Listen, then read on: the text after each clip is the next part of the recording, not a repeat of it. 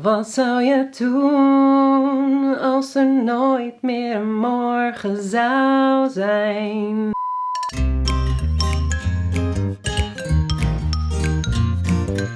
Hallo allemaal, Dutch used to be.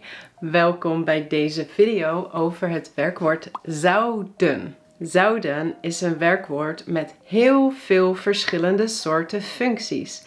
En soms kan het verwarrend zijn wanneer je nou zouden of zullen moet gebruiken. Vandaag gaan we kijken naar 4 zeer frequente functies. En deze functies zijn ook onderdeel van de intermediate cursus. Dit is les 12. En als je meer wilt oefenen straks met zouden, dan kun je dus naar mijn online school gaan, alle theorie downloaden en heel veel oefeningen maken. En aan het eind gaan we nog even kijken of we in deze 4 functies ook zullen kunnen gebruiken. Of dus toch niet. Nummer 1.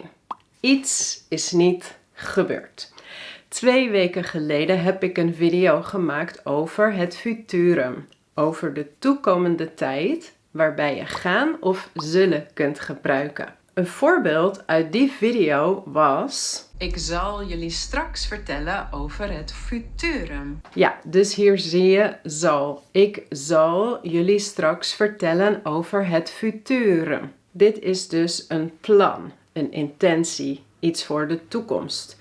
Maar nu kan ik bijvoorbeeld zeggen, als dat niet is gebeurd: ik zou jullie iets vertellen over het futurum, maar het is niet gebeurd.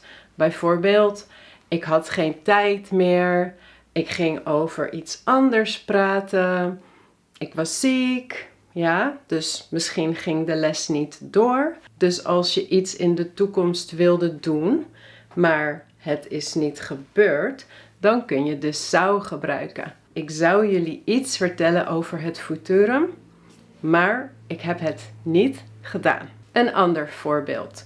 De trein zal van spoor 8b vertrekken. Dus dat is in de toekomst dat zal gebeuren. De trein zal van spoor 8b vertrekken. Maar dan kun je zou gebruiken om te zeggen dat dat niet is gebeurd. De trein zou van spoor 8b vertrekken, maar hij vertrok uiteindelijk van spoor 9. Dus hij zou vertrekken van spoor 8b of A, geen idee.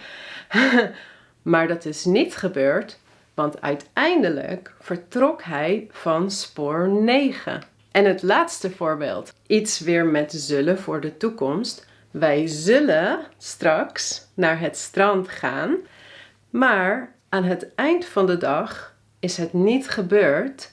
Dus dan zeg je: wij zouden vandaag naar het strand gaan, maar het ging regenen.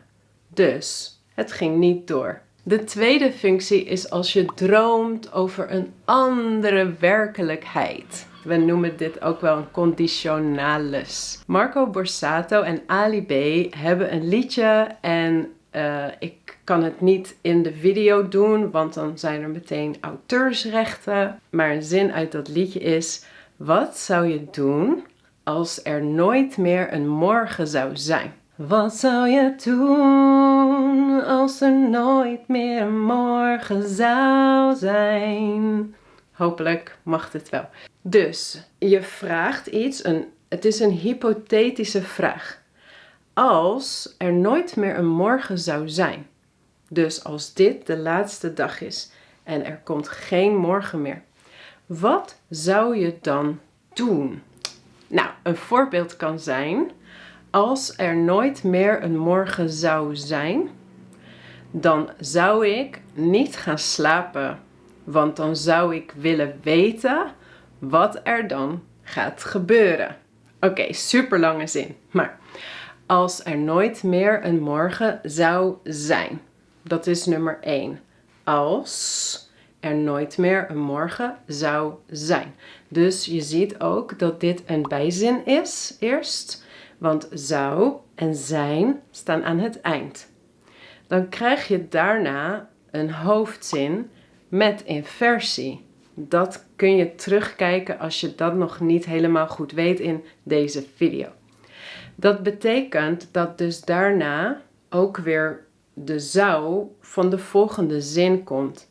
Namelijk, als er nooit meer een morgen zou zijn, zou ik niet gaan slapen. Of je kan ook zeggen, in dit geval, dan zou ik niet gaan slapen. Dus in beide zinnen staat zou plus een infinitief. Dit soort zinnen van de conditionales beginnen met als. Nog 2 vragen. Wat zou je doen als je meer geld zou hebben? Als ik meer geld zou hebben, zou ik een huis kopen. Dus eerst de bijzin met als, bla bla bla, en dan de hoofdzin. Wat zou je doen als YouTube opeens niet meer zou bestaan? Als YouTube opeens niet meer zou bestaan, zou ik een ander platform zoeken om mijn video's op te publiceren. In dit geval kun je de constructie voor de conditionalis ook anders maken en zelfs zonder zou. Je kan bijvoorbeeld alleen zou in één van de 2 zinnen gebruiken. Laten we alleen even kijken naar wat zou je doen als je meer geld zou hebben. Het antwoord was eerst, als ik meer geld zou hebben, zou ik een huis kopen. Je kan ook zeggen, als ik meer geld zou hebben, kocht ik een huis. Ja, dan is zou gaat weg en de infinitief kopen wordt dan het hoofdwerkwoord en dat zet je in het imperfectum. Als ik meer geld zou hebben, kocht ik een huis. Of andersom kan ook. Als ik meer geld had, zou ik een huis kopen. Ja, en de laatste mogelijkheid is zelfs helemaal zonder zou. Als ik meer geld had, kocht ik een nieuw huis. Meer hierover kun je ook vinden in de online cursus. Functie 3 is dat je iets zegt over een wens. Een voorbeeld van een van mijn wensen die ik al heel lang heb is: ik zou graag naar Latijns-Amerika willen gaan. Of ik zou graag in Latijns-Amerika willen wonen. Ja, de constructie hier is dus dat je zou gebruikt en na zou zet je bijvoorbeeld het woordje graag. Ik zou graag en dan willen voor de infinitief. Je kan ook een ander woord gebruiken, bijvoorbeeld wel eens. Als je iets nog nooit hebt gedaan, wat je wel een keer wilt doen, dan kan je bijvoorbeeld zeggen: ik zou wel eens willen parachutespringen. Dus hier zie je, wel eens betekent een keer. Ik heb het nog niet gedaan, maar ik zou het wel een keer willen doen. En een andere wens is: ik zou wel eens Lucifer willen ontmoeten. Misschien goed als ik eerst zijn naam weet. Voor mij is hij Lucifer. Nummer 4 is een beleefde vraag stellen. Bijvoorbeeld, zou je me kunnen helpen? Of zou je me willen helpen? Hier gebruik je dus zou plus kunnen of willen voor de infinitief. Zou je misschien een beetje langer bij me willen blijven? Of zou je een beetje langer kunnen blijven? Ober, zouden wij bij het raam kunnen zitten? Of zouden wij bij het raam mogen zitten? Je vraagt of het kan of dat het mag. Op een beleefde manier. Dit zijn dus heel beleefde vragen.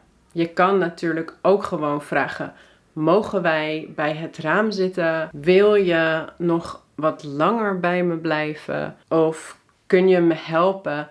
Dat kan natuurlijk ook. Deze vragen zijn niet onbeleefd. Maar je kunt ze dus nog wel iets beleefder maken door zou toe te voegen of zouden. En dan dus het modale werkwoord samen met de infinitief aan het eind te zetten.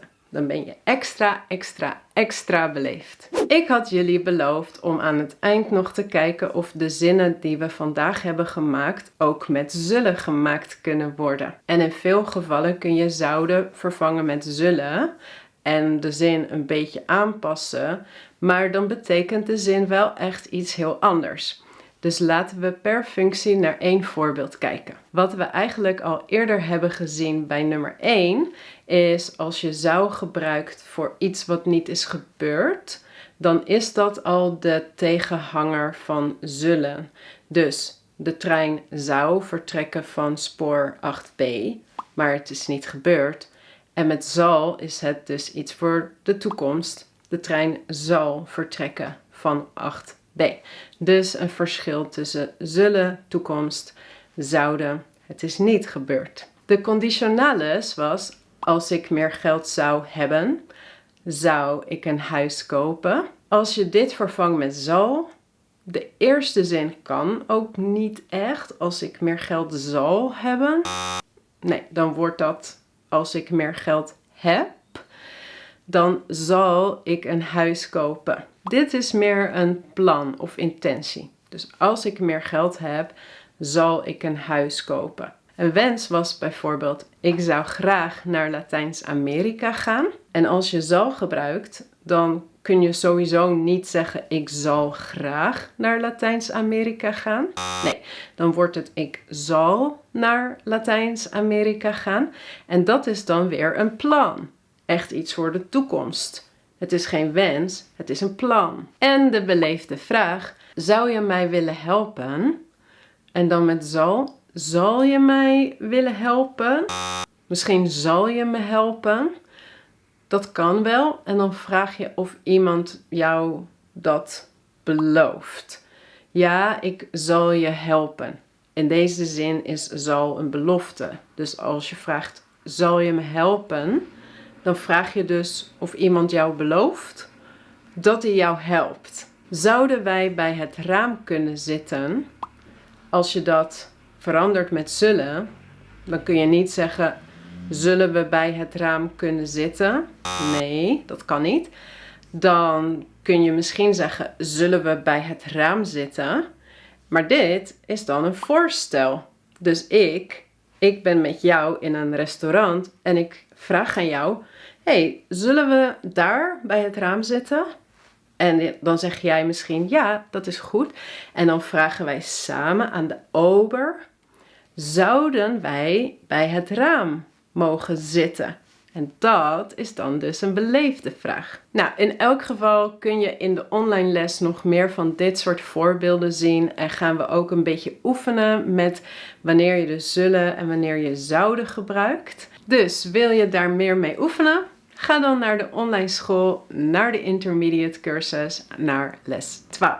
Natuurlijk ook een beetje huiswerk voor hier. Ik heb 3 vragen voor jullie die jullie mogen beantwoorden met zou of zouden. Nummer 1. Wat zou je doen als jij meer geld zou hebben? Dit is de conditionales. Nummer 2, een wens. Wat zou jij nog graag een keer willen doen? En nummer 3, als je wilt, kun je een beleefde vraag aan mij stellen. Bijvoorbeeld, Kim, zou jij een keer een video over bla bla bla bla bla willen maken? Dus zo'n beleefde vraag mag je ook in de reacties zetten. En dan wil ik jullie op een heel beleefde manier vragen, zouden jullie deze video een like willen geven, alsjeblieft? Ja? Dankjewel. Oké, en als je nog meer Nederlands wilt leren met mij en je bent nog niet geabonneerd, dan kun je dat nu doen. Klik hier op dit dingetje of hieronder. Daar kun je je abonneren. Oké, dat was weer heel veel. Nou, ik wens jullie natuurlijk allemaal weer een fantastische dag. En ik zie jullie in de volgende video. Doei!